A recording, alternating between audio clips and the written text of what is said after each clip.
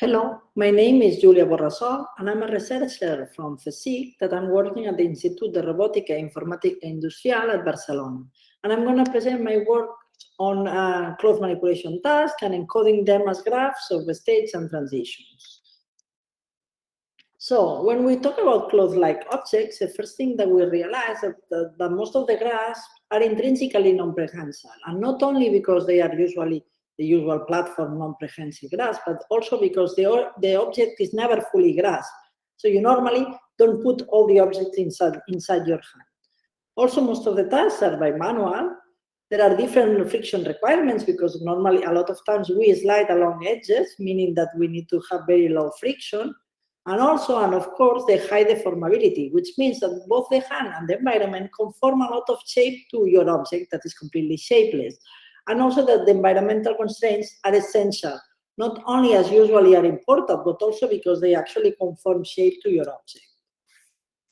So in a manipulation task, autonomous process in a robotic system, normally there is a decision-making tool that selects what is the action that needs to be executed, then an execution module that actually transitions from one state to the next one, and then you need to recognize what is the state where you landed so that you need to be able to decide if you executed the task correctly or not and replan. And the main challenge in currently in the literature is this state recognition when it comes for clothes. So most of the state-of-the-art focuses on recognizing and representing this ungrasped folded state, that is the grasp that is not touched is on the table, and it might be crumpled, it might be flat, or maybe it might be folded. And what we propose that is also important to include in this state for recognition and representation also the state of grasping and the state with environment. So if it's in contact or not with environment, and what is the grasping state. So what we propose is a graph representation of the tasks as states and transition between the states. That means that this same graph can be used for decision making, like it can be directly translated to a planner language, but also for executing the tasks, the actions, we can store important parameters, for instance, the location of the grasping points, or also for state recognition, we can simplify the number of states that need to be identified or recognized. In addition, we would like to learn that from humans. That means from video data, perform autonomous segmentations that allows us to segment the tasks into these states and transition between different states. So this is a preliminary version of that, where we at the moment still are doing this segmentation manually. And here what we can see is a novel representation of a graph of transitions between different scene states. That means that every node in this graph is a different state of the task, where we have different states of the grasping states, but also there is different state labels depending on the changes of the configuration of the cloth or of the grasping state, etc. And here we see the task of folding a napkin on the table. We call this the cohesion graph. And I'm going to talk a little bit more in depth how we have defined all these states. So if we pay a little bit more close attention, what we see here is that we have three things. The grasp type, which here is encoded as PP plus pi E, and I'm going to explain more in detail now what does it mean. Also the grasp location and the cloth configuration. So starting for grasp type, we started studying grasp type for cloth, and one of the first things, and you can find this work on the Transactions on Robotics publication in 2020, the first thing we quickly realized that we are facing the dual problem of that of soft robotics, where we have soft hands that adapt to the shape of the object, but in our case, what we have is a very soft object that adapts to the shape of the hand. That means that when we are talking about cloth type, the classic grasping that is highly dependent on the object shape, it cannot be the case in our case. So our framework, what we propose is to define grasp type more depending on the shape of the hand, or more in particular, the shape of the contact patch. So when we look at the bibliography, and here we see different videos of famous execution of robots executing the manipulation tasks, we quickly realize that they only rely on the pinch grasp.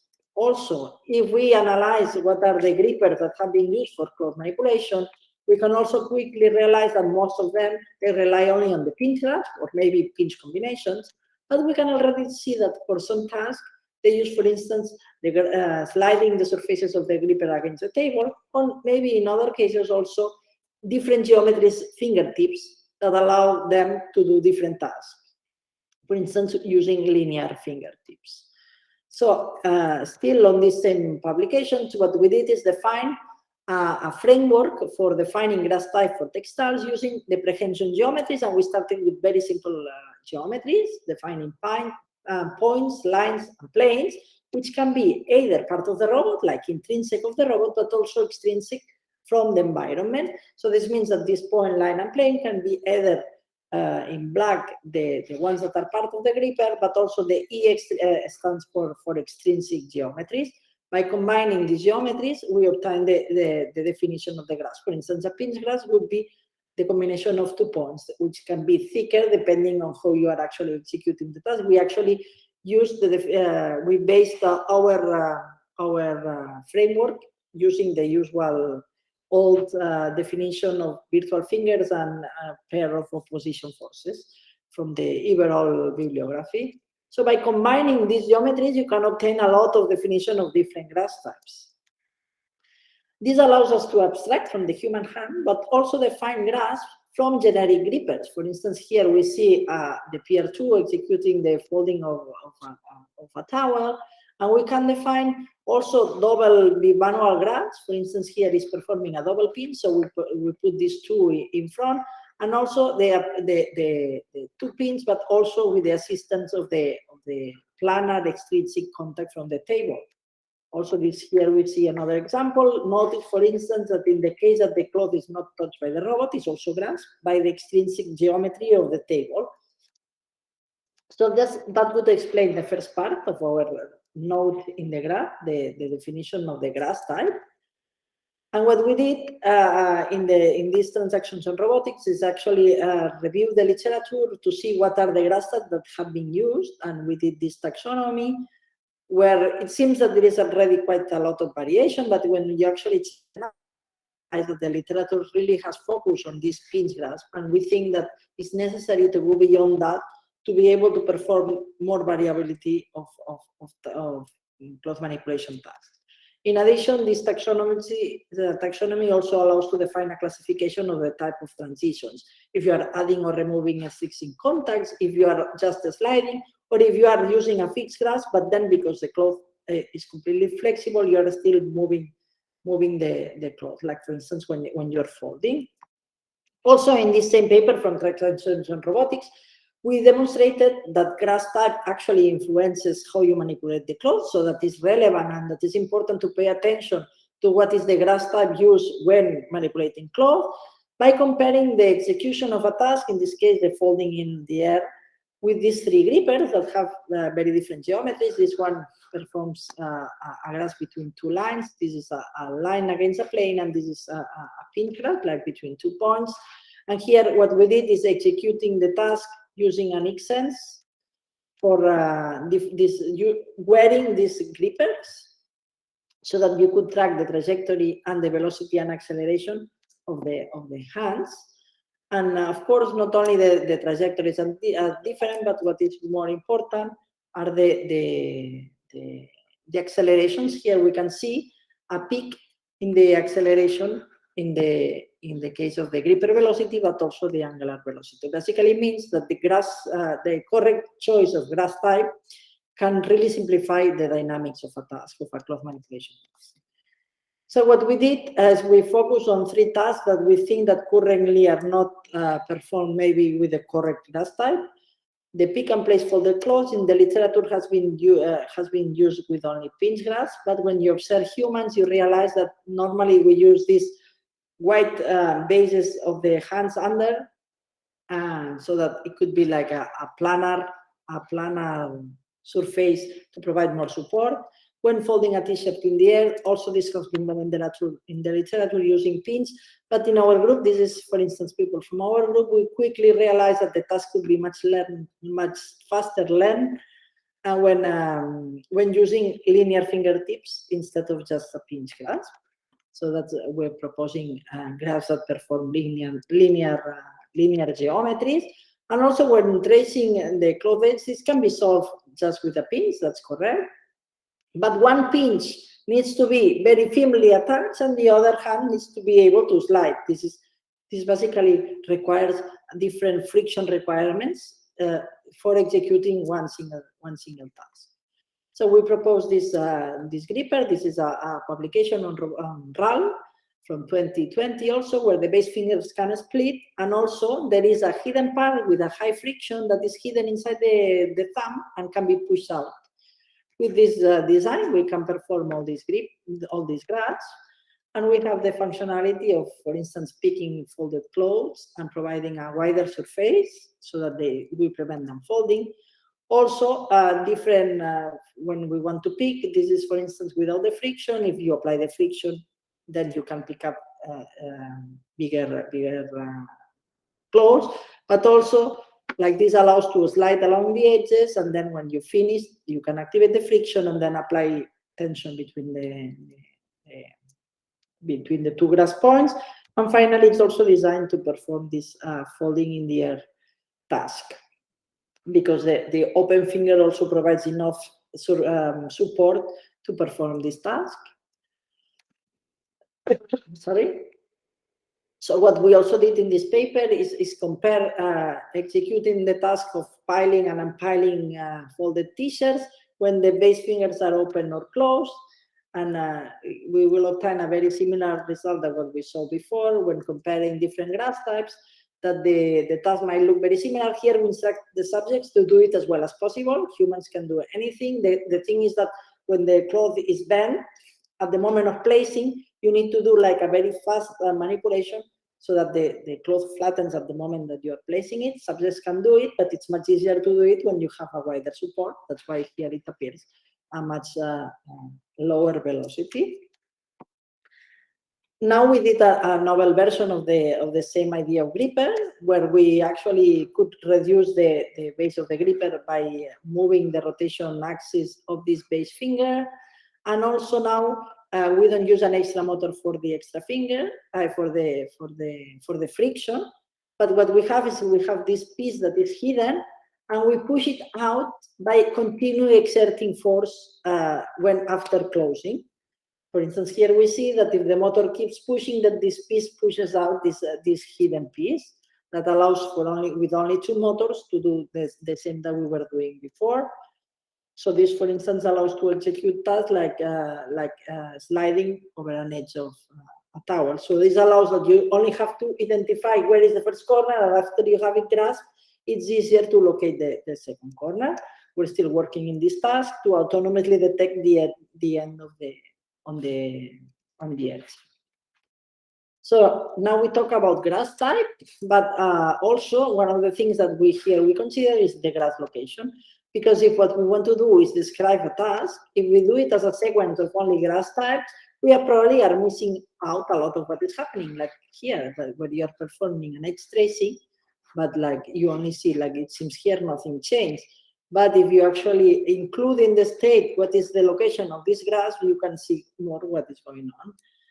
And the same could be said about cloth configuration, but because we know that cloth configuration state is a very complex is a very complex state. For now, we assume that we just want to label very simple states in that categories where we crumple, and we don't care how crumple it is, flat versus folded.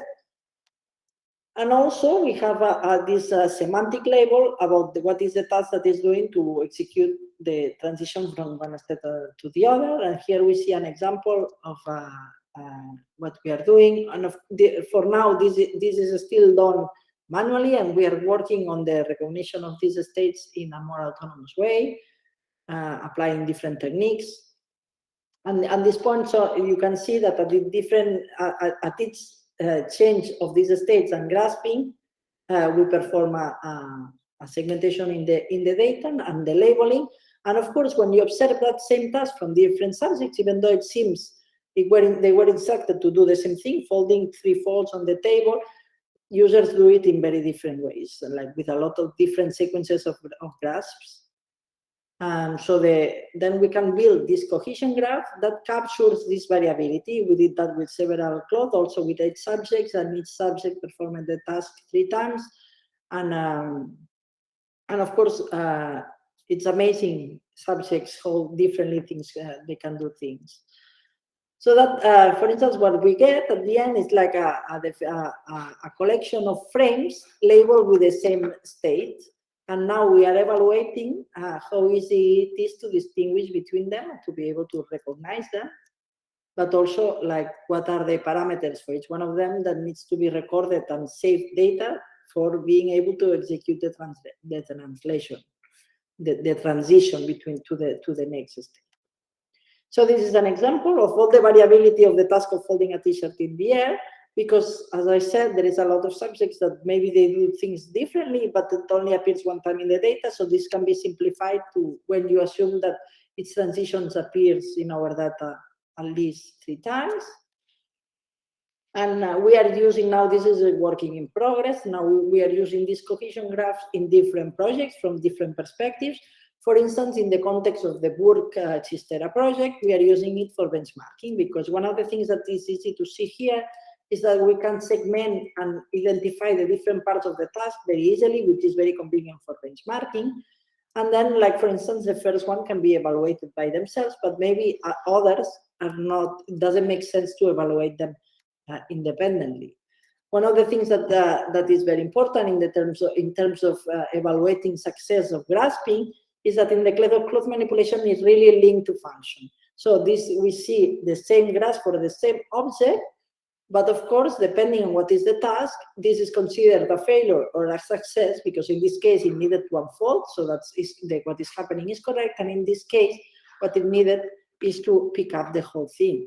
But then, like, is this grasp gonna be good also for placing? Maybe not.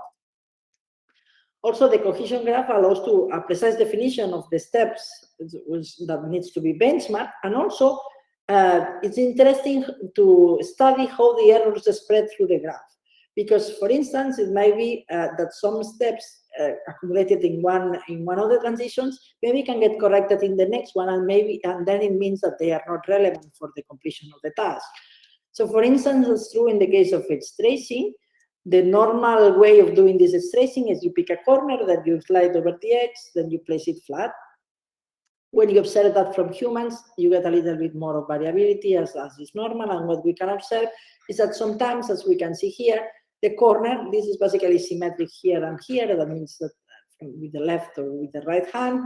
And what happens is that sometimes you don't really reach the corner. But then you can still execute the task correctly.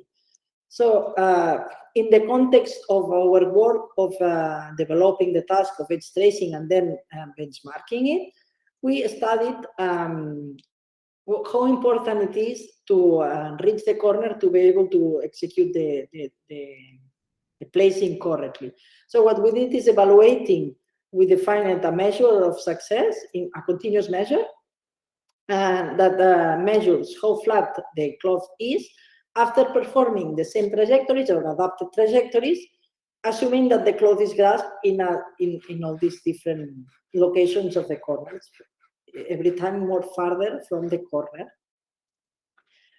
And here we see the result. We did that for different objects, and here we show the error obtained and in according to the position. So this is almost 0 because it's the correct corner, but this is farther away inside. This is 25% of the edge, and this is in the other direction, in the other edge, for 2 different trajectories, and this is for the small tower and for the big tower.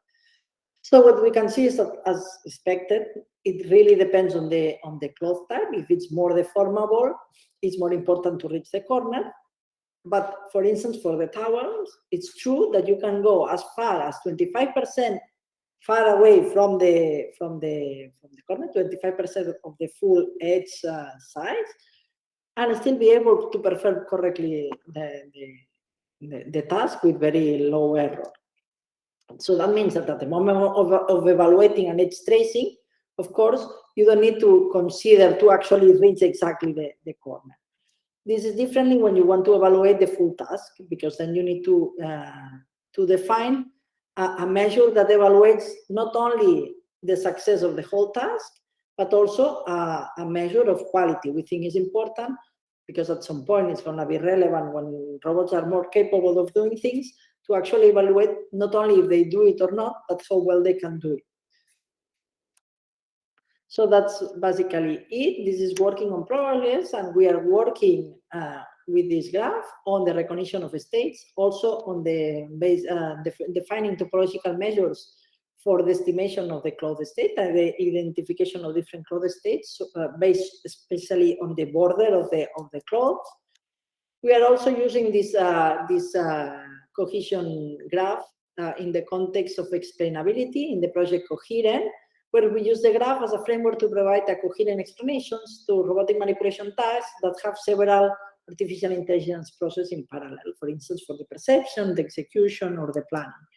We are also using for benchmarking, and in particular, we are now evaluating grass type influences on autonomous robots with manipulations, and we are also working on the development of skills like digit tracing based on force feedback to localize the end of the edge.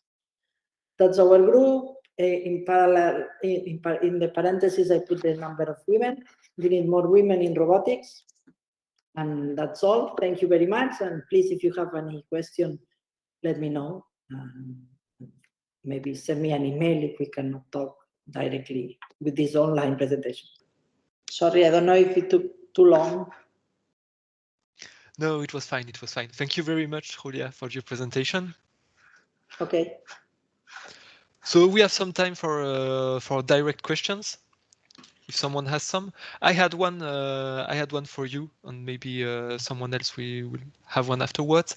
You said that the graph of transition, the analysis of the grasping configuration of the grasping locations was done manually for the moment. Yes, we have a student now is trying to do that in with deep learning to recognize all these states. But so far it has been, we have some preliminary results that we're planning to send it to the ICRA, but only in simulation so far. So in simulation, it's very easy to do this labeling, and then we have annotated data. We could learn that if we have enough annotated data, but as usual, like the problem that we have, that we need a lot of data, and it's difficult to annotate manually. So we are working on that from different approaches. Also, like from the analysis of videos, we have some people also working on segmenting motion, on motion segmentation for detecting these changes autonomously. Yes. Yeah, that's the point. That is, so far it's done manually, so we can extract it, but it takes time to label it.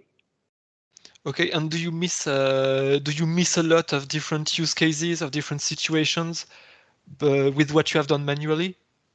Is there interest? The problem is that a lot of subjects, they do it sometimes.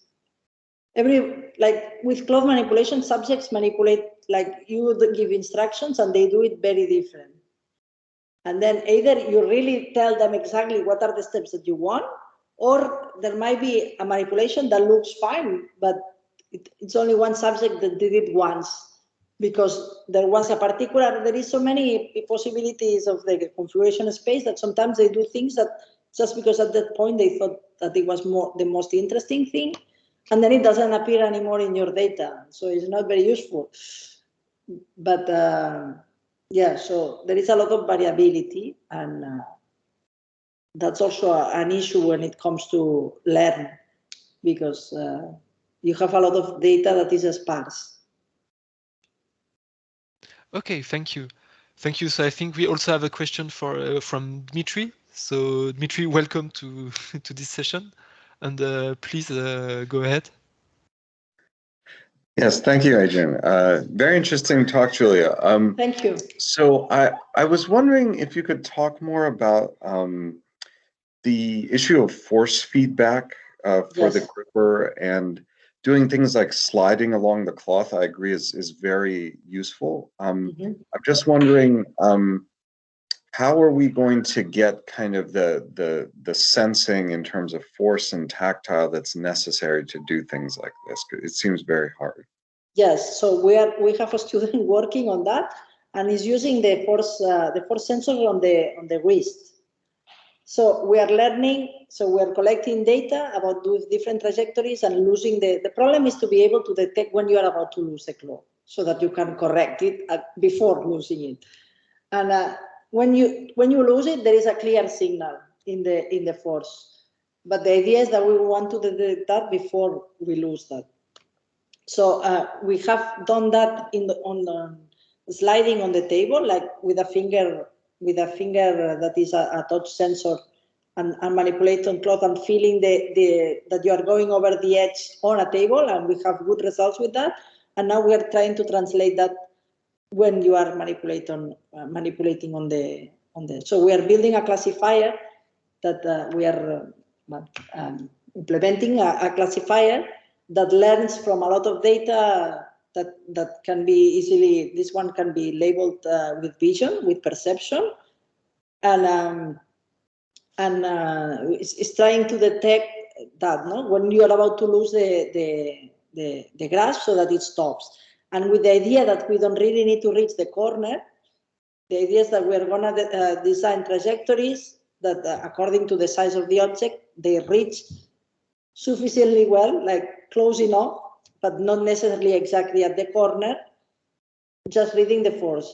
You could also build sensors on the fingertips, and that would work better, but then you need a gripper that has this, and most of the grippers don't, and we want to be as general as possible. The force at the wrist, the force sensor at the wrist is more common, so that's what we are trying to use.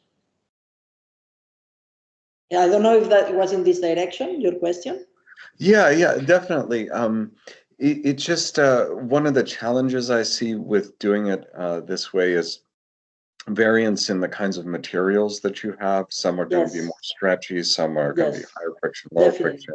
Yes. And clearly the force is important. I'm also now thinking maybe you have to have some kind of vision because the force might not be informative enough. So maybe both of those together. Yeah, you can do both. Yes, you can do both. It's just that, well, yes, what we are doing right now, we are actually using the vision, the perception to label the data. So that you can, it's just that it's very controlled what the span of vision that you see. The problem when you go more general is that if both grippers are moving, normally what we do is one is fixed and the other pulls. That's how we are doing. And so that we can always see the one that is going to miss the cloth. Because with the perception, the problem is that you need to, you can do it with perception, but you need to be seeing the gripper that is losing the claw. If you do that, like if you move the gripper out of the camera, then it's a problem. So, but yes, I think at some point we'll have to combine both perception and the feedback, the force feedback. And the force feedback is true that when the cloth is very slippery, very stretchy, it changes the signal. But we're going to explore, that's the idea that we want to do. Like, it's just things are going slow, but that's the idea that we want to see how different the signals are when you lose the grip, look for different materials and different. We are also working, and this is a spoiler, we are actually working on trying to build an object set with clothes. And at some point, we want to do a collaboration among different groups about that. Because I think we need to also agree, and I don't know if you would agree with that, but we need to start manipulating the same objects because clothes are very different. And we need to start doing things on the same objects like we did with the YCB. I don't know, what's your opinion on that? Yeah, definitely. I mean, I think that can really help, get us concentrated on some problems. As long as we don't make it the only concern, sometimes there can be too much of a focus on particular object set or benchmark. But yeah, I think it would be useful. No, but it's just that it's really like a napkin, for instance. We said, let's fold a napkin, or let's trace it really depends on what is the particular napkin. Yeah. Because the only information that the labels give us is the material, but only with that is not enough. Because there is a paper from Danica Krajcik that already explores that it depends on how it's woven or knitted, that it stretches and the torsion and the stretching is very different depending on how it's built.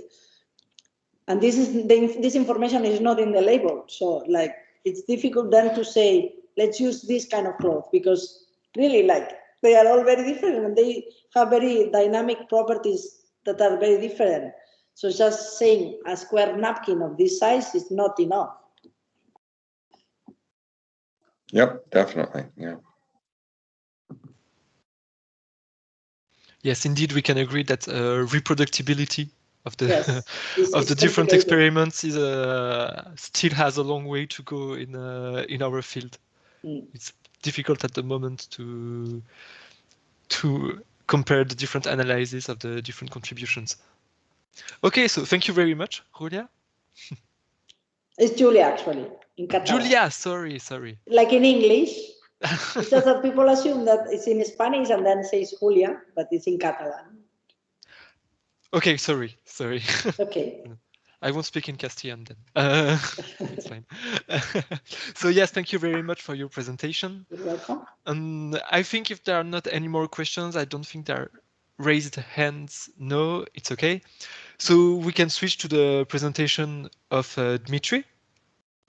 So Dmitry Berenson from University of Michigan.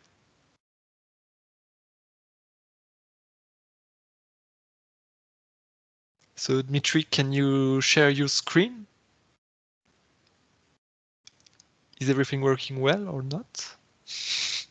Just a second, some small technical difficulties, but just a second. So it's fine. So yes, for those, because I see that people joined. So in the meantime, I can say that for those who weren't there, so this is an unofficial live session, and there will be a second live session on September 27th, which will be in the context of the IROS conference. So on the virtual conference system of the IROS that's called Jihong. And there are a lot of on-demand content that you can see, and especially presentations from 12 different invited speakers. So here we had one with Julia, and we are gonna have the second one with Dmitry. But there were also presentations from some of the attendees, like Dionysis, like Gianluca Pali, and like David Navarro-Alarcon. But there's gonna be, sorry, one question about that. Like, yes. There's gonna be a live session with questions there or not? So do we need to be there? Like, or how is that? I still have not a clear idea about that. Yes, because actually, we recorded the videos, but then we are also gonna be there for questions or no? Yes, there will be a round table that's about 1 hour. With as much participants as possible. So here we could not have everyone today, and we will have almost all the invited speakers on September 27th. Okay. Okay, so now I see that everything is working fine. We can see your screen, Dmitry, so the floor is yours.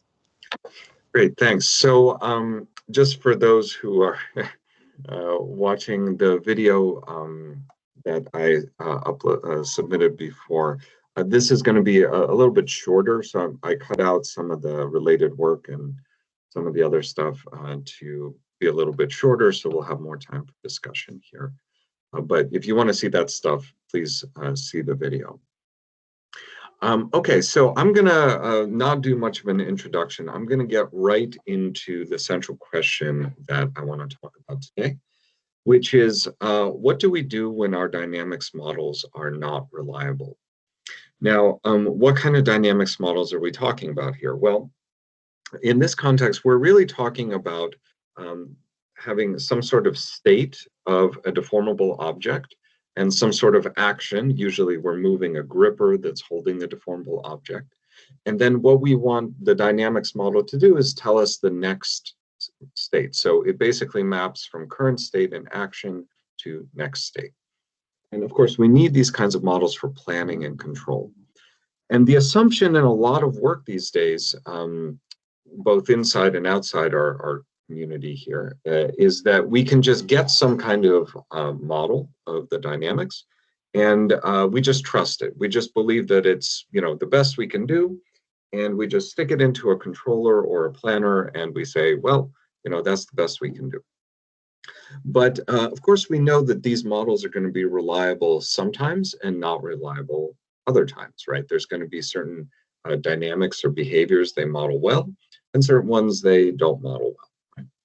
So what are we going to do about this? Well, we've looked at multiple answers to this question. I wouldn't actually call them answers, maybe that's not the right word, but more like multiple attempts to answer this question. The first one we looked at was in the context of control. And this was a way to locally, with a very kind of myopic reward signal, we would switch between multiple models in a library online. So we would figure out at the current time step what's the best model to use to synthesize a control. Then we looked at making our own models that tried to capture kind of what we thought was important for the kinds of tasks we were doing. So we were navigating a deformable object like a rope or cloth among many obstacles. And what we wanted to do was make sure the object didn't get hooked or caught on any of the obstacles. And so we focused on constrained boundary interactions, so possibilities where the object would stretch on a certain obstacle. So we kind of made our own model there, and we could use that model for planning. And it was nice because it was very simplified. We didn't have to capture all of the, you know, folds and wrinkles and beautiful graphics of the cloth. We could just concentrate on what we cared about. It was way, way more efficient. And today I'm going to talk about one of our recent papers on the topic of learning to avoid a model's mistakes. So here we're not trying to make the world's best model. Of course, we can make as good a model as we can, but we just acknowledge that it's going to be very imperfect. We want to avoid the model's mistakes. So how do we do that? And specifically, how do we do that when the model is being learned from data, as of course many people are doing? So this was the work of my student Peter Matrano and my former student Dale McConaughey, who's now at TRI. And what we were looking at was a couple of important questions. So first, how do we even try to model the dynamics of a deformable object for the purpose of manipulation? You're going to see that our approach is a little bit different from what some other people are doing, in that we try to simplify the problem first to make it tractable. Then what we're going to do is figure out when we should trust the dynamics we learned, right? So we don't necessarily believe that these dynamics are going to be valid everywhere, but we don't know explicitly where they are and aren't valid. So we have to figure out when these dynamics we've learned are going to be reliable. And then you may say, well, okay, that's great. I can avoid the unreliable states, but what if you happen to start in an unreliable state?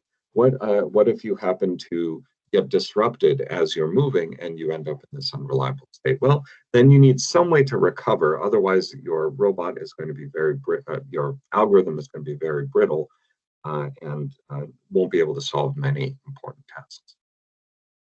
Okay, so here's the framework we created to address these questions. It consists of 3 parts. The first is learning the dynamics. Second is training the classifier that I mentioned that's going to tell us when we're reliable. And that is also used in the recovery. And the third is a planning and execution loop. The main contribution here is really part B, the second part, but I'm going to go through them in order just to make it clear what's happening. Okay. So let's first talk about learning dynamics. So what you see here in this video is the kind of scenario we actually want to do, right? There's a bunch of objects on the table. We have a deformable object like a rope, and we basically want to move that rope around in that very cluttered environment. So this could be useful for tasks like maintenance or assembly with flexible objects. This is how we started. Honestly, we thought, okay, we're going to get a bunch of data on these environments. We're going to randomly move the objects around. We're randomly moving the rope around. We get a bunch of data, and then, just like everybody else, we're going to throw it inside a huge neural network, and we're going to learn the dynamics, right? To be honest, that approach, at least when we tried it, was a complete failure. We could not, despite all the different things we tried and different methods from the literature, we could not actually learn the dynamics of this system well. And we collected, a lot of data, and still, even though sometimes the loss on the training would be actually not bad, it just didn't generalize well. So we said, okay, this isn't working. We need to do something different. So what do you do when something doesn't work? Well, you simplify it, right? So we looked at this much more manageable problem where we just had floating grippers that were kind of arbitrarily moving in 3D space, just translating. And we have a rope that's being held by the grippers. And, as you can see, the shape of the rope changes as we move the grippers around. Now, here we found that actually, when we get a reasonable amount of data, we are able to learn these dynamics quite well, and they do generalize to instances in this kind of environment. So no obstacles, no robot geometry, no inverse kinematics. Now you look at this and you say, okay, well, that's fine, but this isn't the real problem, right? I mean, this rope, for instance, never touches anything. We want to work in an environment where it touches. But what are we going to do? So the idea here, sorry, I was meant to say, I'll answer that question in part B, but I'm going to talk more about the learning of the dynamics right now, just to make it clear how it's done. So we have this, what we call unconstrained environment, meaning that there's no obstacles, there's no robot kinematic constraints. We collect a set of random data by rolling out random trajectories. And we train, actually, it turns out we need a fairly simple neural network here, but just two fully connected layers. They're quite wide, but they're just two of them. And we have this kind of residual structure, just as a note to people who are trying to learn dynamics out there. This, for us, was a huge benefit, right? You'd think, oh, the neural network is going to be good at just fitting a function f. You don't need this st plus f here, because the function f could just add st. Excuse me. But it turns out that that is actually much, much harder for the network to learn, and this structure is much easier. So that's why we can get away with using a simple network, and it works pretty well. Okay, so on to part B, and this is really where the contribution is. So now we've got these dynamics. We're going to collect another data set, and this data set is going to be actually quite small by comparison with, the deep learning world out there.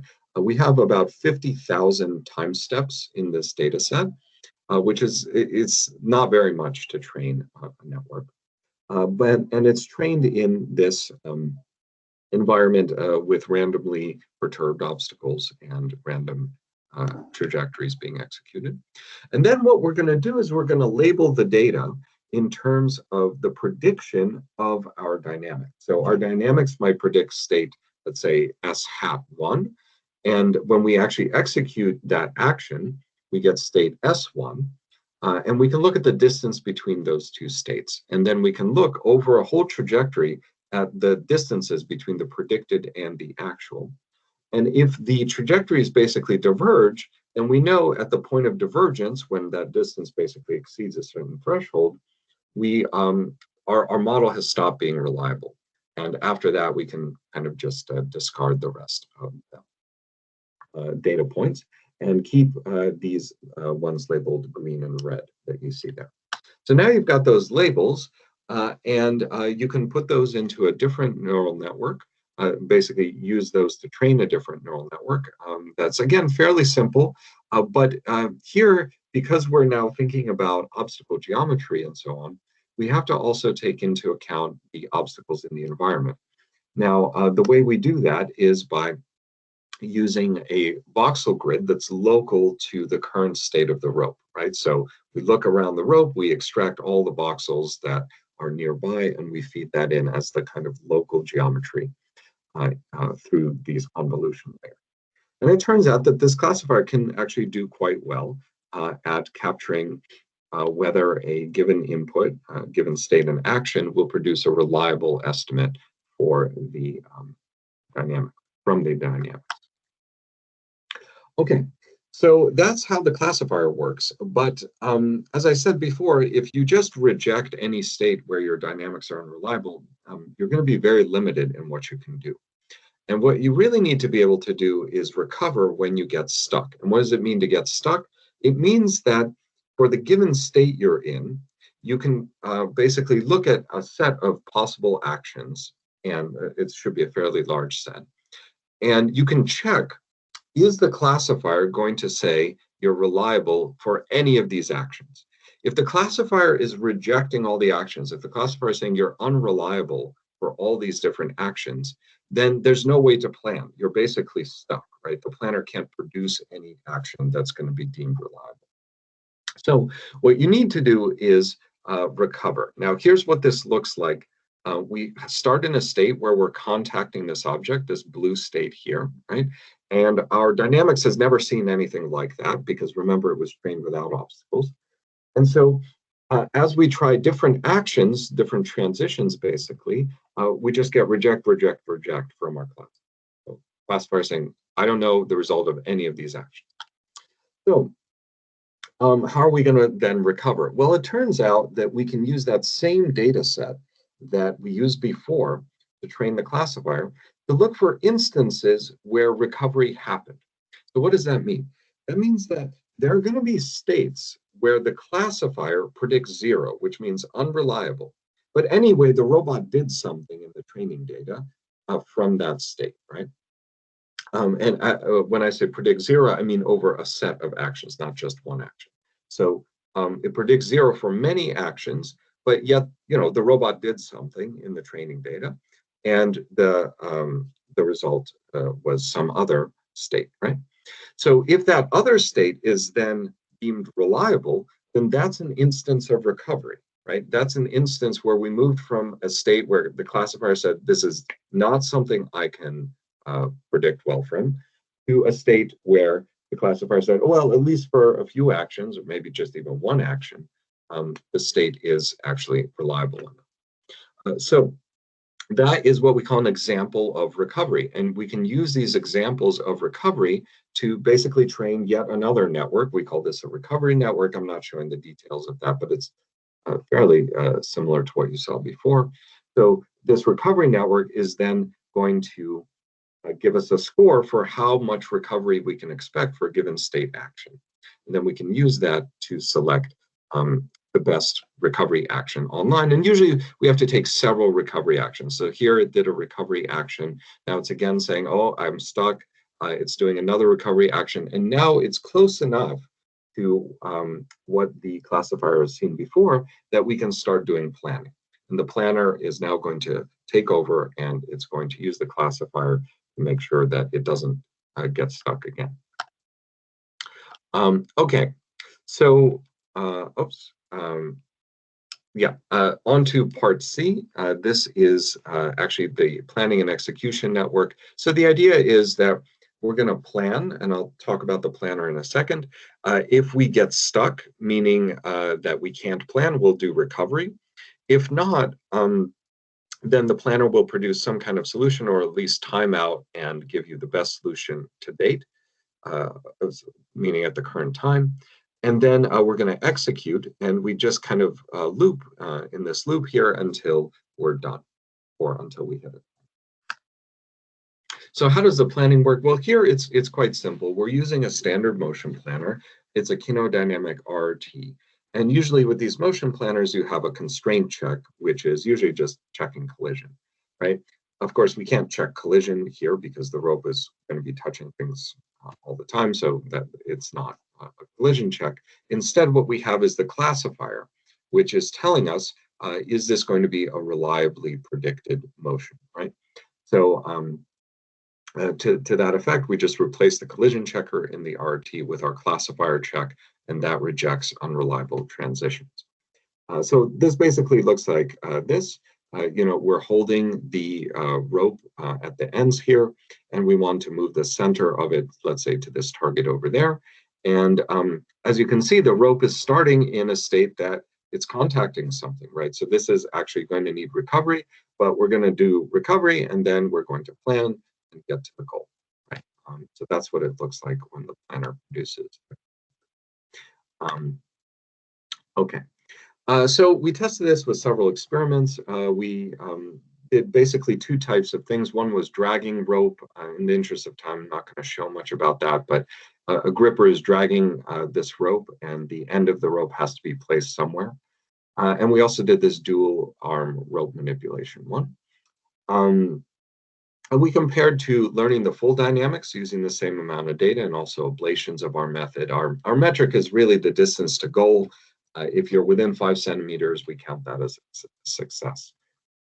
So we can look at the comparison here between the different methods we're comparing to. So the green or the turquoise line here is the full dynamics. This is what happens if you just take all of your data and you try to learn the full dynamics in the complex environment. This is all for the rope dragging task here.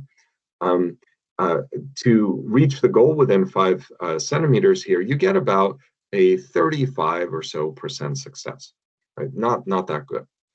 If you use no classifier, this basically is what the standard approach is. You learn dynamics and then you just trust it and you use it in your planner. Turns out that doesn't do that badly. It gets 60% success. Remember that we're replanning here. So what that means is that if we produce a plan that's really bad, we'll execute it, then we'll stop because like we can't go through an obstacle, for instance, right? And then we'll replan, right? So actually the no classifier method ends up replanning a lot, and it's fairly fast. So it basically gets a lot of tries, even though most of them are completely wrong. And our method with the classifier does the best. It's 70-something% here, and clearly outperforms the other two. So we see similar results, again, turquoise, red, and yellow here, same ordering, roughly the same kind of distinction between them, though this is a much more difficult task, so overall success rates are a little lower. But then up here, you see the purple and the blue are now when we're using recovery. And yes, learned recovery does the best, but the random recovery, which basically takes a random action instead of the learned recovery action, it still needs to know the classifier result there. But the random recovery does pretty well too. I think the reason for this is that we just didn't have that many examples of recovery in our data. And so the learned recovery couldn't really do much better than random. So we may need more data there. But I think the important takeaway here is that our approach is vastly outperforming learning the full dynamics, which is really kind of the standard approach to these kinds of problems. We also did some demonstrations in the real world. So here, I just want to be clear, there's no sensing. This has all been planned knowing the geometries and so on of the objects. And then we're just executing it on a real robot. But it's just showing that, these are actually feasible things we're planning. We're taking into account inverse kinematics in the planner. We're taking into account the collisions for the arms. We're using the classifier to figure out where the dynamics are accurate. And this can be done in the real world, just the perception problem here is really hard. So here we are placing the middle of a hose in a certain location. You can think of this as like a car maintenance task. Here, a hose, kind of needs to be installed for windshield wiper fluid. So you would, place the ends of the hose there. The key here is to move it around all these obstacles without getting it caught on any of them. That's very easy to do when you have all these complex geometries and protrusions.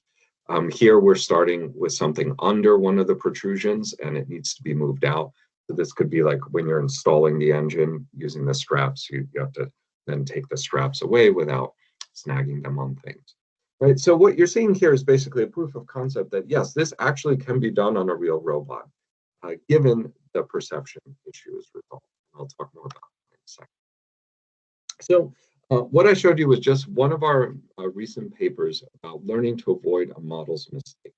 We're trusting the model when it's reliable. When it's not reliable, we're either recovering if we're currently in that state, or we're trying to avoid that state if that's something we're considering in a planner.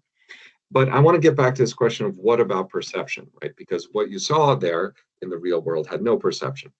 So we do have a plan, though it's not working on the robot in that scenario yet. And our plan is to use this recent work that came out at ICRA, which is a tracking method for deformable objects. And probably to the people listening right now, this may be the most useful thing in the talk for you, because this is a library that you can download and you can use to track your deformable objects given RGBD data.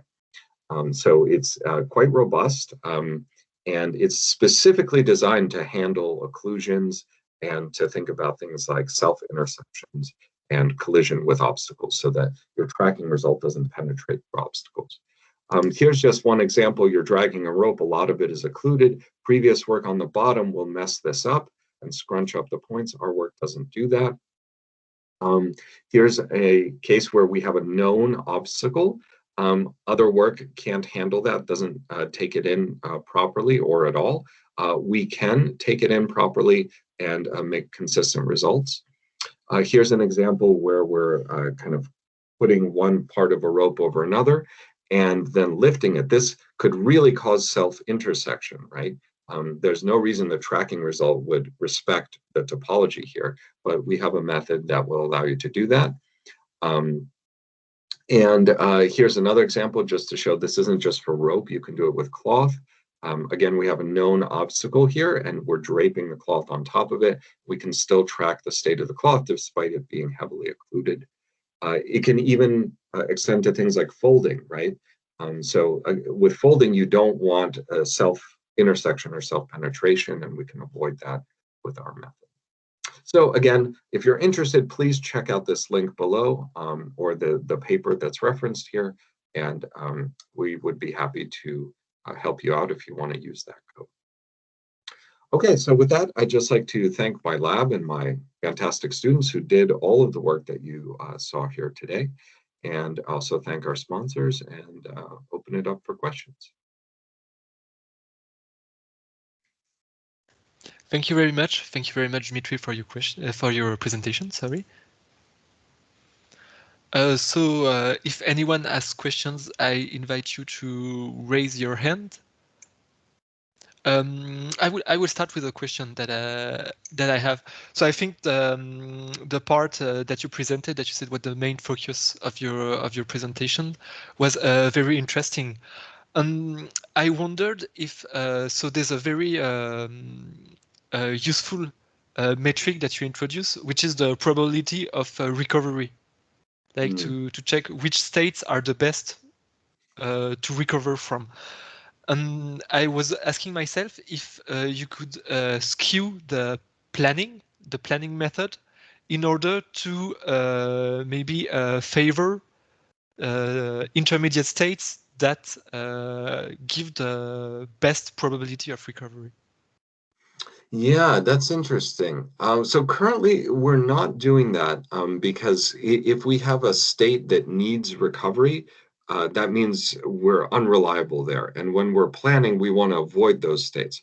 But on the other hand, one thing we've been thinking about is contingencies. This gets very complicated very fast because, you know, you ask, what if my plan goes wrong, right? I need a contingency. Well, yes. What if the contingency goes wrong? Well, what if that goes right? So you have to kind of cut it off. But if you think about contingencies, I think that makes a lot of sense, right?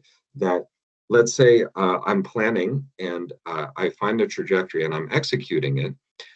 And even though the trajectory itself may be quite reliable, there's some probability I could get knocked off or the state might be perturbed. And I could fall into an unreliable area of the space. So maybe we want to avoid reliable trajectories that go near unreliable spots so that we have the best chance of recovering if necessary. So yeah, that's very interesting. We haven't actually done that yet, but maybe we will. Okay, thank you. So I think Julia had a question too. Yeah, kind of unmarked because, well, I wanted to ask about the models because, so when you work with these one-dimensional objects, you basically remove some of the self-occlusions, or most, basically the self-occlusions, no? Which are the problem when you, like this library that you talked, it also works for 2D, like for clothes. Yes. But also with self-occlusions? Yes. Or only with, yes, also with self-occlusions. Yeah, like you saw at the end, there was the folding of the cloth. So that was the self-occlusion. Okay. And okay, interesting. Now, please, I don't want to oversell it, right? Because, like, no, let's say I you know. take I can imagine that it's not crumble it up into a tiny ball. Yeah, okay, it's probably not. Of course, yeah. No. You're not overselling. No, it's fine. Actually, no, we are working towards like trying not to need the full model, because what you're using is a mesh, right? So your model is a mesh, your cloth is a mesh of points. Well, I mean, technically, it's a set of points, but I mean, you could mesh it as well. We don't need like a triangulated mesh, but it's a set of points with adjacency. So if it was a cloth, you would also use a set of points, not a mesh. Right. Yeah. Yeah, you could. Okay. Yeah, and I mean, it's a lot of it is for computational reasons. Like, you know, we don't want to be doing like triangle versus triangle collision checks all the time, and we don't want to be tracking surfaces when we can track points more easily. So, because if you want surfaces, you have to estimate surface normals from noisy point cloud data. It just becomes more of a mess. So can you explain me a little better, because I don't think I fully understand. When you pass it to the real experiment, what is it what you're solving? Because if there is no perception, but at least you need to perceive where the cloth is, otherwise your plan, you cannot check if you are in the state that you are, right? So right. So I didn't fully understand that. Yeah. So in the main part of the talk, as I said, there was really no perception going on. So we were in a simulator, and so we just had the access. No, in the simulator, yes. I mean in the real.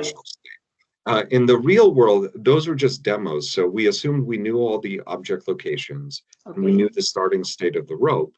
And so then we just planned for that starting state in the simulator, and then we just execute. I see. Okay. Yeah. So that you don't really recognize the state. It's just not online, no. Yeah, exactly. Okay. Now I understand. Okay. Mm-hmm. Thank you. Sure. So thank you. And I think we also had a question from Jihong. Yes. Hi, Dmitry. Thank you very much for your presentation. So my question was, I was wondering, when you executed the in the real world, are you using simulation data for doing that, or you also did that with real robot and real rocks? Right. Yeah. So as I was just saying, that was we planned everything in simulation, and then we just executed it to just verify the robot would perform the task. So it's really a demo. We're making no claims about, you know, getting online feedback for the complicated like car scenarios. The last little bit of the talk about the perception is something we're trying to integrate now with the planner so that we can actually do this online. Oh, okay. So, and the other thing I would like to ask is that, so when you try to learn the rope manipulation, what is the state that you are tracking? You also track, what is actually the state that you describe the rope? So again, the rope is being treated as a set of points, just discretized on the surface. Okay, all right.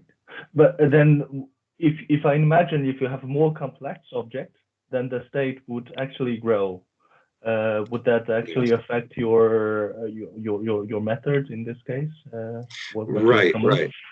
Yeah. So for instance, the work I showed in the main part was just on a rope, right? So if you have this kind of one-dimensional object, then you can scale. You can have a large number of points, and you know they'll just spread out if it's longer, basically. But yeah, if you move to things like cloth, then you really do have to consider having a variable number of points. And that's currently not something we can handle. There are ways to deal with that kind of thing using, graph neural networks or LSTMs that can basically take in variable number of inputs, but still produce, kind of a consistent estimate. So there are ways to deal with that, but we didn't find that necessary for just using a rope. Okay. Thanks very much. Do you think it could be different? You could learn something differently if the cloth if the rope is actually a loop, so that it's not independent at both ends, which is basically what happens with a cloth, that the border is like a loop. Yeah. I mean, I guess I don't want to say anything too strongly. I think we can handle that using our current method. It's just basically a different set of data that you would have to learn on for the simplified dynamics for the unconstrained environment. So I don't think that it would be much of an issue, but I hesitate to say anything too strongly. Yeah, okay. We are actually trying right now, we have a student working on doing the same process for cloth. We're making some progress there, but the learning, as you might expect, because the state space is much bigger now, the learning is becoming more difficult. So we're trying to figure out how to generalize that. Yeah. Do you think it can be made smaller? Like we keep working on the idea that we don't need all the points. Yeah. Like they are not independent. Like once you have some set, the others cannot be in like. Absolutely. Yeah. So I mean, this is so frustrating to me as somebody who's used to analytically thinking about these problems, because I think of the dimensionality and then I look at of course. That's what I do. What's the right submanifold in that space to actually characterize it, right? But I guess what I'm seeing now is if you just have a data set and you want to do this autonomously and you don't want to inject too much domain knowledge, what you're basically relying on is that the neural network has sufficient expressivity to extract the right features, right? So it will be able to pull out those kinds of data associations and so on from the data directly without me, manually saying, use a smaller number of points or whatever. And there are certain neural network structures like, this kind of autoencoder hourglass structure that will encourage that. We haven't needed that yet, but my hunch is that when we move to cloth, as we move more to cloth, we'll probably need something more like that structure. Hello, sorry. I had a power outright, so we are out of power now and I'm with the phone. Oh, wow, okay. Okay. Appeared in the middle of the answer and that was very rude and I apologize. Sorry, should I repeat?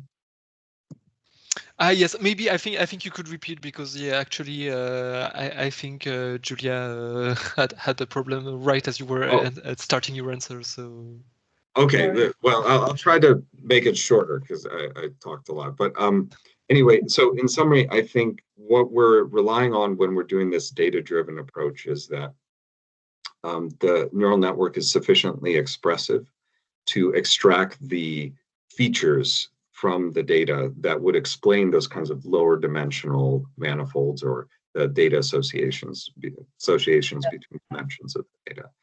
And there are certain structures like autoencoders we could use to try to do that more explicitly than we're doing now. So far, we haven't done that, but probably will need to.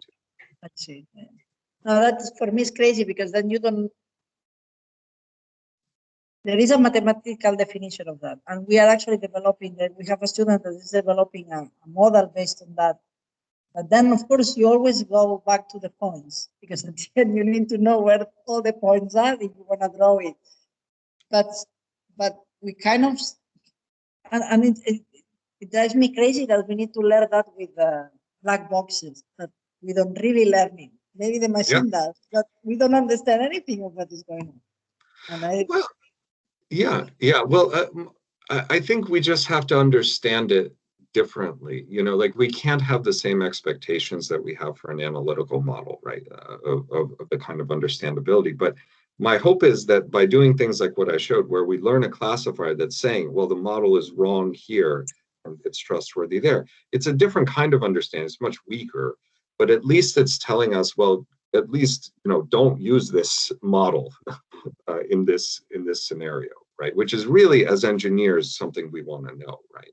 Yeah.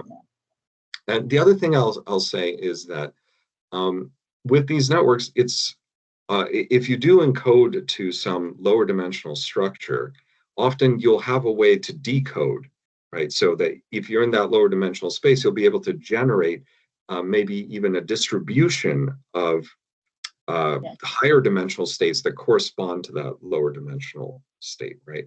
So it is possible to think about ways to get back to the points from this kind of reduced representation. But then I really feel like we also have to think about uncertainty, because it's not one-to-one, right? It's one-to-many going from the small state space to the large one. So there's going to be this uncertainty of where are the many different possible configurations. And then I think it gets really exciting from a planning point of view, right? Because at heart, I'm still a motion planning person. And planning with these weird uncertainty distributions is very, very difficult, but very interesting. So when you say planning, you mean kinematic planning, of where to move. You don't do high-level planning. Yeah, I guess that's kind of my focus. I think high-level planning also would be impacted by that, right? So like if you want to produce a high-level plan that's robust to these variations that, you know, you don't know which one is actually true, you might actually take a different series of actions. So you might take actions that are actually either information gathering to disambiguate, you know, what the rest of the thing looks like, or might take actions that are inherently robust to uncertainty. So for instance, you know, you have a cloth crumpled up on a table, right? Maybe you don't see 90% of it, but and so there's so many different configurations it could be in, right? But then you pick it up by a corner and you hang it, you see the whole thing, right? So that to me is an action that's information gathering, right?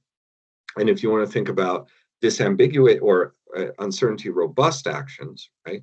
You'd think about, for instance, like you have let's say a towel, right? And it's kind of wrinkled and, you know, lying on a table. You pick it up and you fling it out, right? So it doesn't matter exactly what state it's in or what wrinkles were there, because when you fling it out, it's going to be straight, right? And then, so you've done an action that's robust to all the uncertainty. So I think considering the uncertainty, we'll basically choose different high-level action sequences. Very interesting.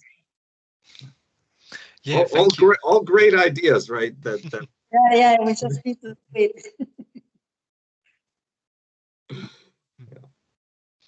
Okay, so thank you. I've had the information that Shelley will not be here because he had an emergency, so nothing to worry about, but he will not be able to be here. So there will not be a third presentation. But I would like to start off the discussion by getting back to your exchange about planning and about the two definitions of planning that coexist. That's maybe like something more like I don't know how to say trajectory planning. Maybe in rigid. When considering rigid objects, we would call this trajectory planning. Maybe what you said, like kinematic planning, is a bit better term for deformable objects. So that's on the one side, and on the other side, we have task planning. So I think so. Okay, we can identify quite well, I think, with so you, Dmitry, and also David Navarro-Alarcon from Hong Kong Poly U. Those who are interested in kinematic planning, in planning like the numerical states, a sequence of numerical states that the object has to reach. And I was asking myself, so it's a question directed to Julia, if task planning should be investigated more, and if all problems of deformable object manipulation can be seen through this task planning analysis. We can't hear you. We can't hear you. I was muted. Sorry. No, I think we need both. Like it depends. Like when I talk about task segmentation, when you have a full task, you're gonna need both. Like for the smallest steps in my graph, like you need the kinematic planning, because at the end you need to move the robot and you need to know, like you need to move all the joints of the robot, and then you need to also control where what you are manipulating is. So you need planning. And then if that's the only thing you're doing, then you don't need high-level planning. The high-level planning comes when it's a bigger task that requires several steps, and then maybe you need to replan in the high level and in the lower level in both. So for me, are two different things that are both necessary in the same way that perception is necessary, and then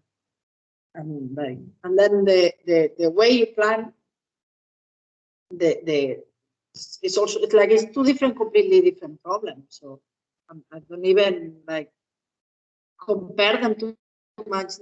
We call them, I think it's a coincidence that they are called the same, and we talk fast and we say planning, but they're really like very different. The logic and the kind of solutions are very different. The high level, they don't enter too much. Like they assume the small steps can be done.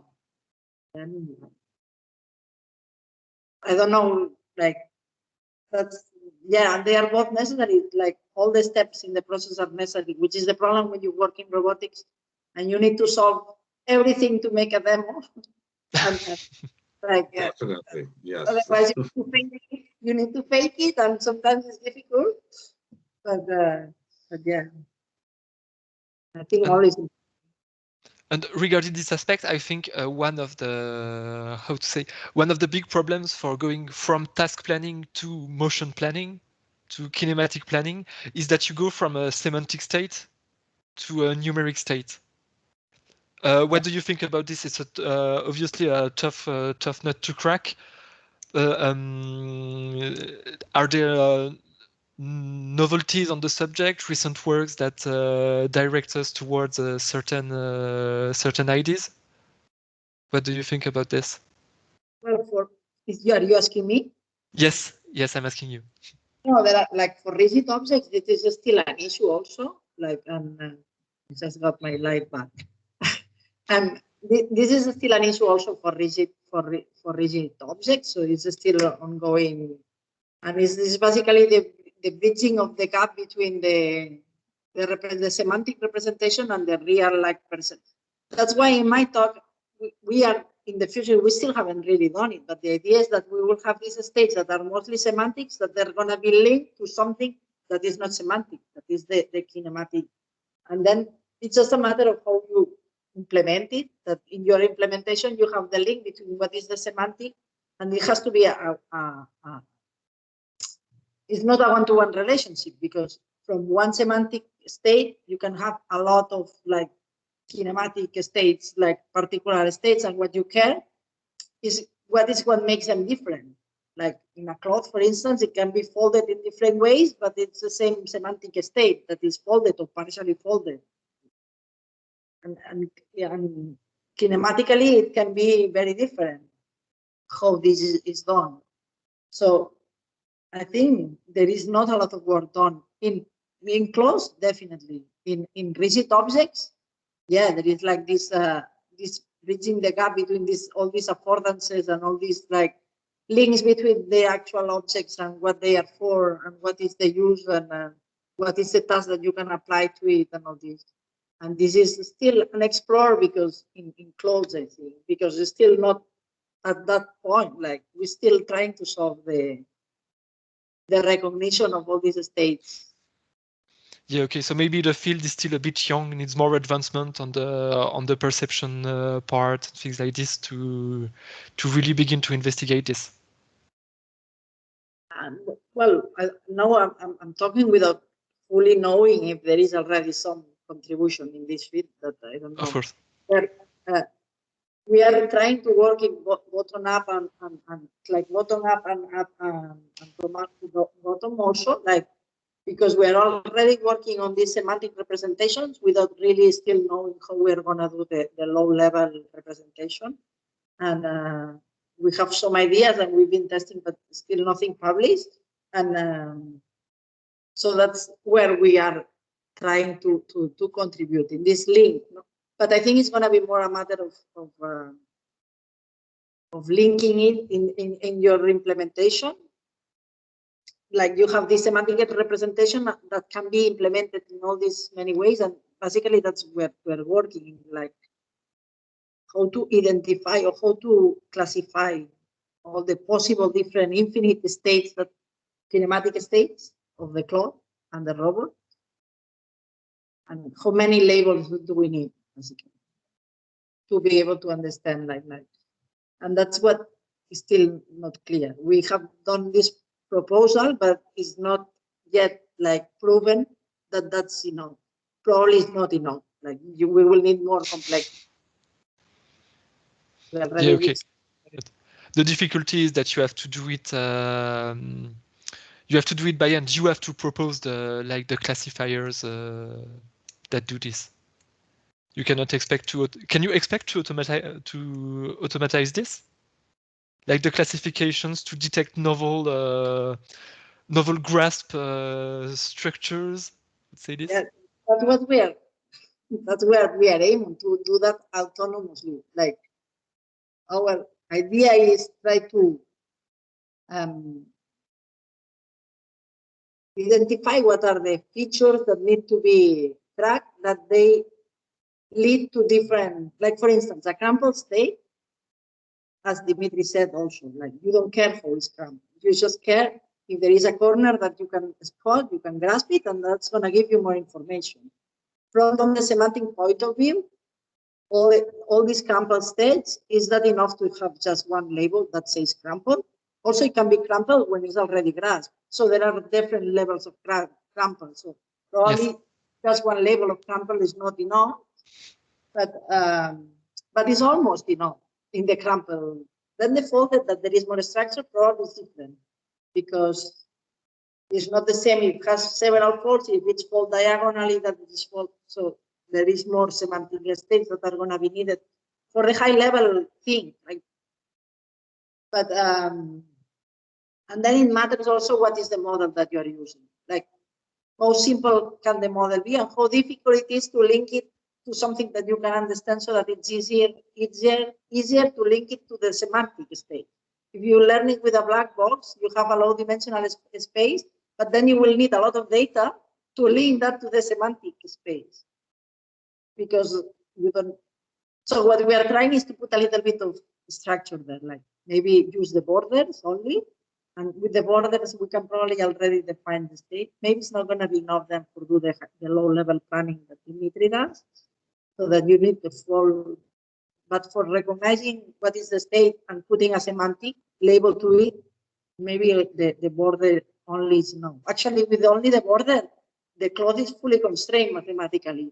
But yes, well, not fully constrained. There are several options because there are symmetries and things like that. But there is already a lot there that is well, this is something I'm saying that is still not proven, and we are working with that idea, but it's still there. But yeah, no, it is a long time to go. And as I said, when we do demos, we can assume if we are working on the high level that we know how to do the low level, and you can always come up with like trajectories that they work as long as nothing goes wrong. Okay, thank you. And so yes, I think this is also interesting. So in former works, Dmitry, you proposed to use how to say different models, like different models and trying to know when to use any of the models based on the state the system is currently in. Can these kinds of how to say, of different structures of grasps, like those semantic descriptions of the states, can they be used to define the different models that you can choose afterwards? Yeah, that's interesting. I hadn't thought of it that way. I guess the way that that works is that they are different models, but they're all trying to model the same physical process, right? So if I change where I grasp, then I actually have different physics. Right? Yes. So yeah, but is there a way to think about it? I mean, I think at an abstract level it is. I mean, that work used a multi-arm bandit, and basically in a multi-arm bandit, you're considering a set of actions, and then each action gives you a reward, right? So instead of considering multiple models modeling the same physical process, and then considering how accurate they are as the reward. Well, actually, it's not accuracy, it's how much task progress they make as the reward. You could consider different strategies of actually manipulating and then seeing what the expected reward would be for each strategy. So do you grasp here and move, or do you grasp here and move? You're going to get different reward depending on where you grasp. So yeah, it could be interesting. I think one key here is that kind of method, it maintains kind of a local reward distribution estimate. And so the reward needs to kind of evolve kind of smoothly, somewhat over time. Otherwise, your estimate is just going to be really inaccurate. Yes. When you're making these big grasp transition changes, right? You're ungrasping here, grasping here.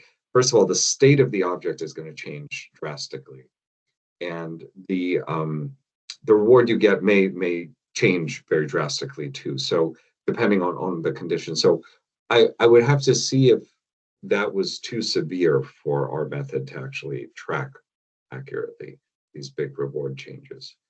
But yeah, it's an interesting idea. One other thing we found with the multi-arm bandit method is basically you want as many arm pulls, meaning as many actions executed as you can possibly get, because each time you execute an action, you get information. And so what that means is that we were basically picking a new model at every time step, right? However, if your actions actually take a long time to execute, like I grasp and I move over here, then I'm going to get very few instances of feedback, right? A very low rate of feedback. And that may not work well with the multi-arm bandit, which really needs a lot of feedback to figure out which model actually is useful at the current time. So yeah, those are the issues I would see with framing it that way. I also actually, in response to the previous question, I wanted to make a suggestion too. So I agree with Julia that I don't know of anybody doing what you described for deformable objects, but in the world of rigid objects, there may be an interesting place to start. So I'll name 3 researchers, and I don't remember the names of the papers, excuse me, but they all publish a lot, so it's hard to keep track. So the first is Tomás Lozano Perez and Leslie Cabling at MIT. They have a whole series of work on connecting task and motion planning with rigid objects to the lower level, well, I mean, task and motion planning. So they're thinking very hard about the like trajectory planning problem and the high level action sequence problem. But look there. Another place to look would be George Konidaris's work. He's at Brown, yep, where he has this kind of signal to symbol. George Konidaris. I hope I'm pronouncing his name right. Sorry, George, if you hear this. And it's a very interesting idea that he wants to basically plan symbolically, but all he has is point clouds, right, and joint angles. And he has to basically learn a mapping for a given task, learn a mapping from these point clouds and joint inputs to symbols and then plan symbolically. And he showed a really cool result where you can actually take a symbol and you can ask, like, what does this look like?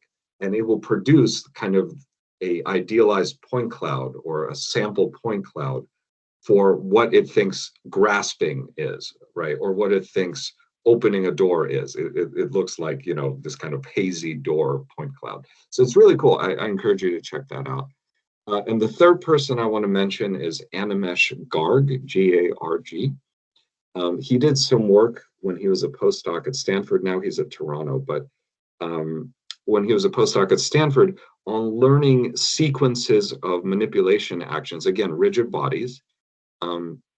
But it was basically trying to learn, you know, like, okay, should I stack the green block on the red block or the blue block or so on? And it went beyond the blocks as well. But it was kind of a task and motion generation system that really tried to learn how to represent the task. It didn't have like a fixed encoding for, like, you know, red block, blue block, and so on. So yeah, those are just some suggestions for where to start. But I don't think anybody, I personally haven't seen anyone do this with deformable objects. If you know about it and you're listening, please email me, because I really would love to see that. I think with the problem with deformables is that we don't even have a clear idea where we need to segment. Like with objects, it's clear that the contact, no contact with different objects, that's like a segment. You know? Like it's quite clear. So I know a lot, or I know quite a bit the work of Berenson Aksoy, that was at KIT, that they were working on this symbolic level also, like they were segmenting according to the context, like, or like splitting an object, or like breaking of an object, or putting like bringing an object inside another one. And with the deformables, we still don't know where this segmentation should be, because you always have one single object that it like deforms into itself, and Yeah. a lot of people do the segmentation in the whole grasp. Like I grasp it and I hold it, and that's one action. But we think that that's not enough, because while you are grasping, already something is happening, and then the second grasp, like there is a lot of things happening already, like between these two grasps. So yeah.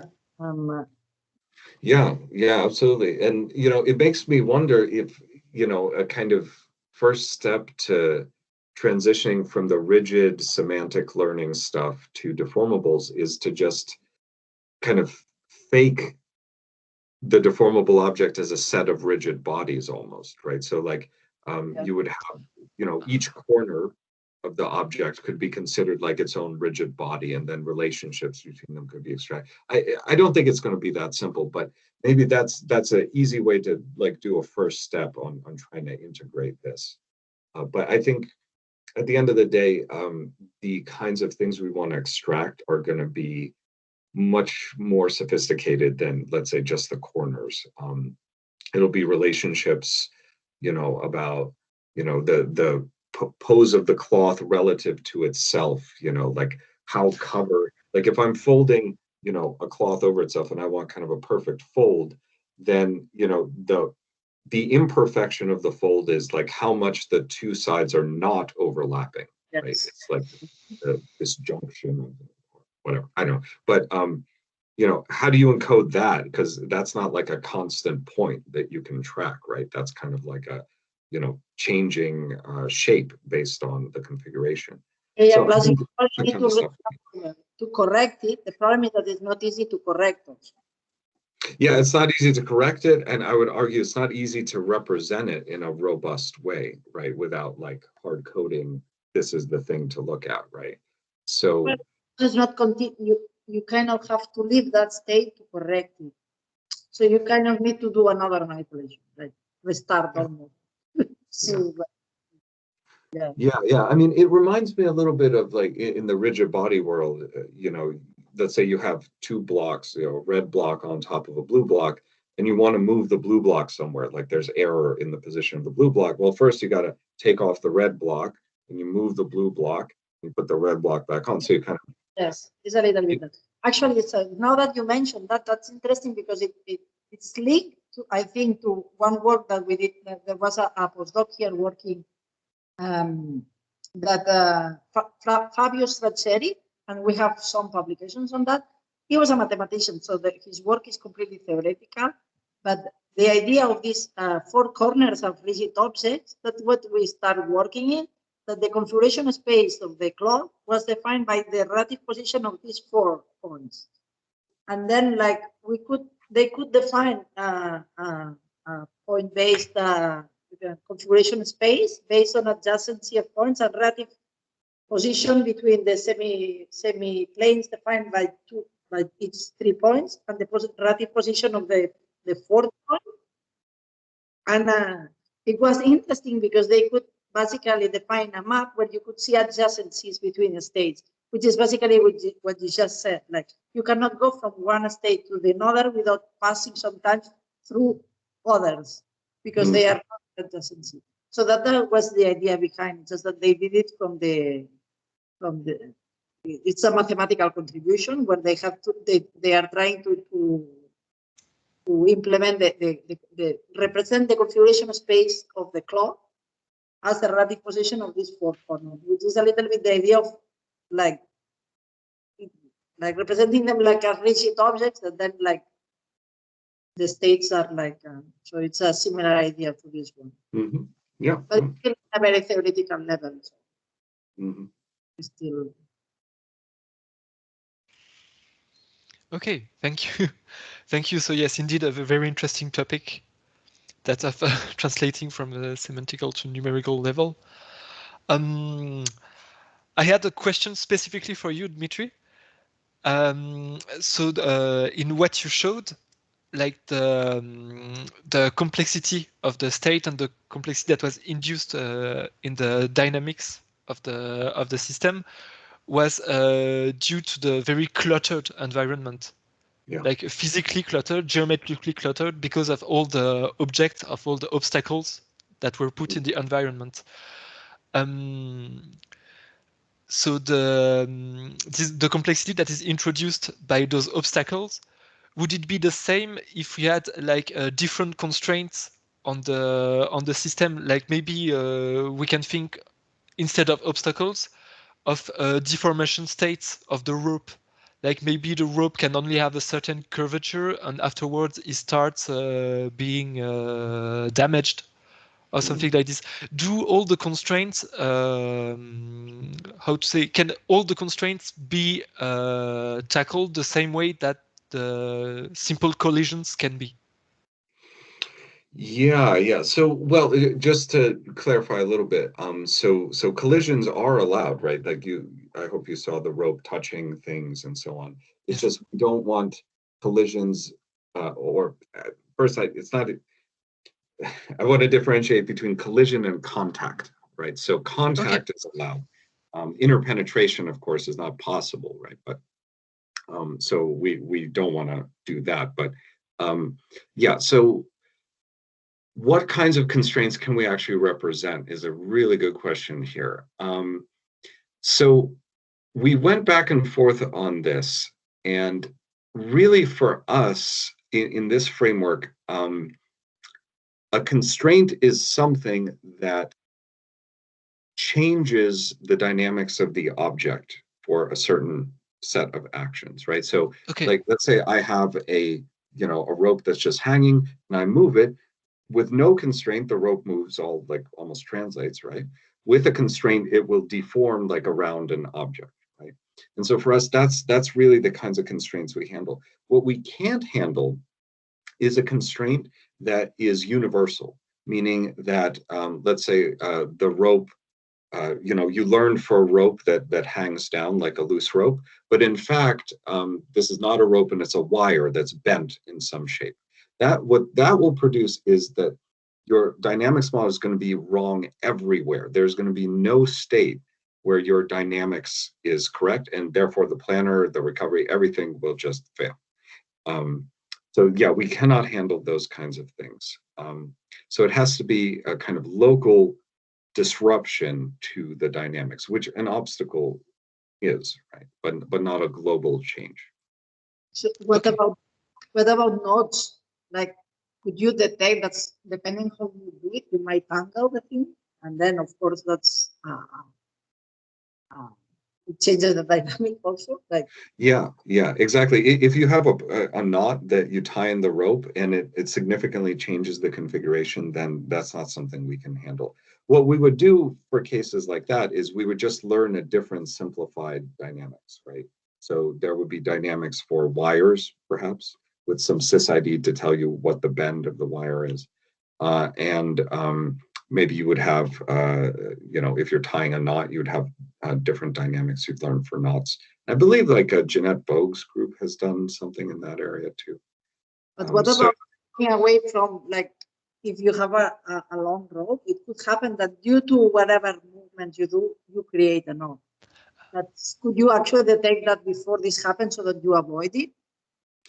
Yeah, so again, the idea is that if we saw it in the training data, then we can kind of predict it sufficiently with the dynamics.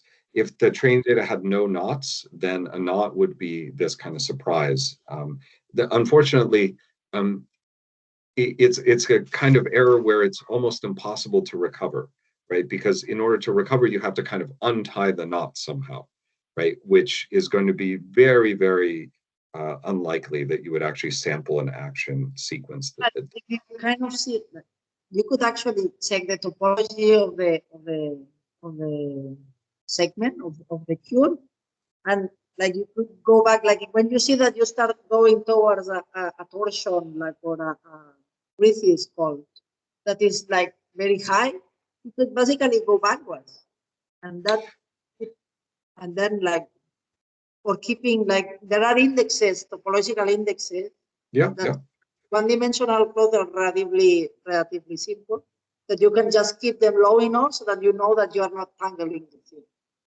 Yeah, definitely. So I mean, we could definitely put that in the planner and consider the knot topology and try to stay away from creating knots in the planner. Yeah, we could definitely do that.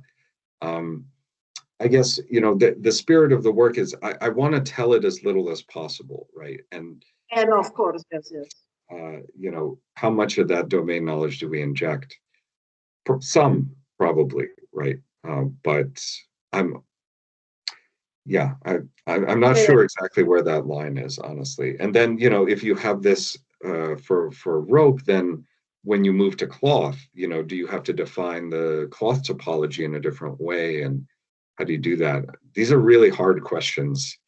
Yeah, we're working on that, actually. That's why I mentioned. That's why I know it exists. But yeah, it's true. Like, I mean, we're working on. Like, we have this mathematical department that they don't like data learning because it's like completely blind, and they want to put as much knowledge of the domain as possible, because it seems that it has to help, but sometimes it doesn't. So yeah. Well, I mean, I'm a very heterodoxical thinker about this. Some people are like very pure learning, and some people are like very pure. No, we have to analytically do it. And to me, I'm only interested in the middle, right? So I don't want to be a purist. And the interesting questions for me are, how do we kind of get the best of both, right? Where we use domain knowledge to some extent that's kind of very broad and general, and then the learning to actually specialize to more specific things, and to do that at the same time is I think my goal, because that's, to me, where you're going to get the most power. I mean, pretending like you don't know what a rigid object is and then learning the dynamics of a rigid object, to me, is a waste of time, right? Like, that makes no sense. So we already know how to do rigid objects. But we don't really have great models for deformable objects that are numerically stable and expressive enough to do the kinds of things we want to do. So that's a niche where, okay, now I can use some learning, but I don't want to just learn everything end to end and have no idea what's happening. I'm going to use some, known planning framework. I'm going to reason about, where's my learned model accurate or reliable or not reliable. And so to build this kind of bridge between the more model-based world and the learning world. So that's kind of the direction my lab takes. Yeah, it's actually very interesting also from the perspective that I'm also in the lab. I have a project about that. I'm very new at the topic, but about explainability. They are, at least in Europe, they are putting a lot of interest in this explainability of black boxes. So I think your work could go also in this direction, like explain why the system is not working. Well, it's because I did something where my model was reliable to some extent. And that's also interesting. Yeah, I think that's also a really important question, right? I mean, we kind of think about when we build these kinds of autonomous systems, I think the default idea is like, well, we're going to build it, then we're going to send it out somewhere, and it'll just work, or it'll work 99% of the time, or whatever. And that's never true, right? So I think like the explainability part to me is like, okay, when it fails, can it give sufficient feedback about why it failed to have somebody come in and resolve the problem? Right? Because I think that's really how autonomy is going to progress. It's not going to be like one day a robot just rolls out of the factory and it can do everything. And it's not only for recovery explanation, like from error explanation, but also when you are trying to collaborate, it's important that robots can express intention to the collaborator so that you can really work together. So yeah, we are very far from that a lot of times when we are working on the low level robotic part, like on the, but that's also a gap that at some point will have to be done. Like try to explain like why you're doing something, why you're doing it the way you're doing that is probably not the most efficient from the human point of view. Yeah, absolutely. Yeah, I agree with you. And I must say that now it's my current research interest, and collaborative manipulation, like human-robot manipulation of deformable objects, is actually a tough topic, because the fact that the objects are deformable changes. It's quite a big deal. It changes quite a lot about the usual methods in human-robot manipulation. You can pull and receive feedback, but you cannot push because then you don't get any feedback. Which is kind of similar to what happened with parallel robots, like cable-driven parallel robots or manipulators. That they are that's a completely different field, but it's actually related to this. That you can, like when you have hands with tendons and all this, you can pull, but you cannot push on them because they are deformable. So you only get half of the feedback that you are supposed to get. And even with deformables, I think you also have this issue that you only get feedback on pulling if it's tense. Right? If the object is slack and you pull, you actually get nothing. It's the same as pushing, right? Yes. Which also is very annoying. And that's why I think at the end of the day, we have to have vision in the loop. Even though there's tons of occlusion and all, yes, but there's just not enough force feedback to do everything that we want to do. No, that's definitely true. With the force feedback, you need to maintain tension and you need to know. Yeah, actually, some works exist about maintaining tension, but okay. So the goal of doing this is for manipulating cloth between a human and a robot. But actually, they want the cloth to remain taut, to remain completely elongated. And there's no in between. Like there's no manipulation when the cloth is slack. Even though it's easier for the human, the best solution would be to manipulate the cloth, like if it's just for transportation task, to manipulate it when it's slack, because there's less forces that should be exerted by the human. And also the space requirements are much lower, right? If everything has to be fully taut, like imagine carrying a t-shirt that's fully taut, it's going to be like this big, right? Whereas if you fold it up, it's slack, right? Be far more efficient with space. Yeah. It's funny because for cloth, there is a clear use case that we, between humans, we do, which is folding large pieces of cloth, like a tablecloth or a bed sheet, that you cannot do it alone because precisely it's too big and you need 2 people.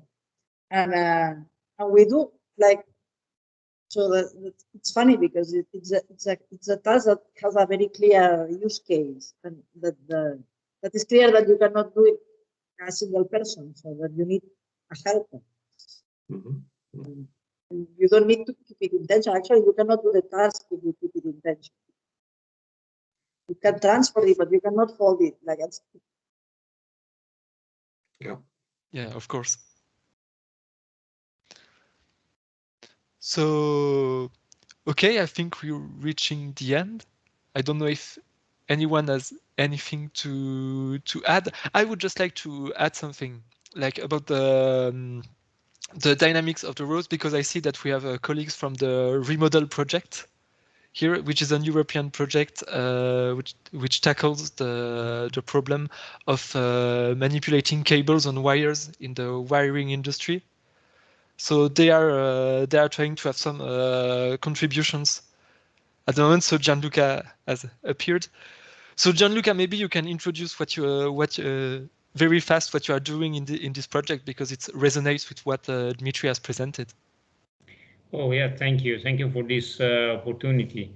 Yeah, I'm the coordinator of this European project that is, as you said, devoted to the manipulation of deformable linear objects, but also wiring harnesses. And we are working also in collaboration with the industries in the aerospace and automotive sector to work on the assembly and the installation of these components that are fundamental for these industries. So I found a lot of interesting things during these presentations. So thank you to all the speakers. Yeah, we also are very interested in understanding the dynamics along the manipulation of cables, because of course this is fundamental for this activity, and we are also working at the level of developing hardware tools to solve some issue, also shaping a bit, which is the conventional, let's say, production of these objects. Thank you. Okay, so thank you, and we can see the presentation of the RoMaDO project on demand, so either on the YouTube channel or on Jihong on the virtual conference system. Yeah, thank you. Okay, so thank you. So I don't know if anyone has anything to add. If it's not the case, so let's call it a day. And thank you very much for your participation. So thank you, Julia. Thank you, Julia. Sorry. Thank you, Dmitry, and thank you to everyone for attending this session. And special thanks to Jihong, which is one of the co-organizers of the workshop, who helped me set up this live session. Thanks. It was great to be here. Thank you. So thank you, and see you maybe on September 27th. Okay. Bye. See you. See you. Bye bye.